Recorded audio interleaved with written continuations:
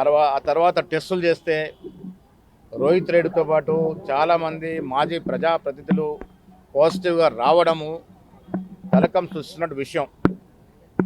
10 ఏళ్లుగా కేసీఆర్ కేటీఆర్ రాజ్యంలో యథేచ్ఛగా డ్రగ్స్ సరఫరా జరిగింది తెలంగాణకి.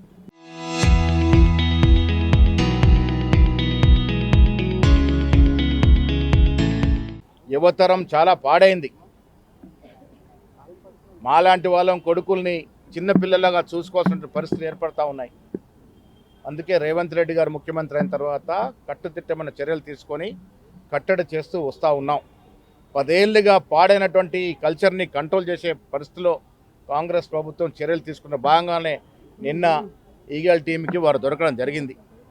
ఇవాళ రోహిత్ రెడ్డి మిగతా ప్రజాపతిలు పాజిటివ్గా టెస్ట్ వచ్చినారు. దీని మీద సిగ్గుతో తల వంచుకోవాల్సిన కేటీఆర్ కాంగ్రెస్ మీద అబండాలు వేస్తూ ఉన్నాడు. 10 ఏళ్లుగా మీరు చేసిన అలవాట్ల కారణంగానే ఇప్పటికి కూడా రోహిత్ రెడ్డి ఆ అలవాటు మానుకోలేక డ్రగ్స్ తీసుకున్నట్టుగా మాకు అనుమానం. కేటీఆర్ బ్యాచ్ అంతా కూడా ఇదే రకమైనటువంటి డ్రగ్స్కి అలవాటు పడినారు. కాబట్టి ఆనాడు మా పీసీ అధ్యక్షుడు రేవంత్ రెడ్డి గారు ఇచ్చిన ఛాలెంజే మళ్ళీ ఇస్తూ ఉన్నాను. రేపు అసెంబ్లీ సమావేశాలు ఉన్నాయి, రండి డాక్టర్లు పిలుద్దాం, మీరు మేము అందరం మళ్ళీ ఒకసారి టెస్టులు చేసుకుందాం. డ్రగ్స్ టెస్ట్ చేసుకోవాల్సిన అవసరం ఉన్నది.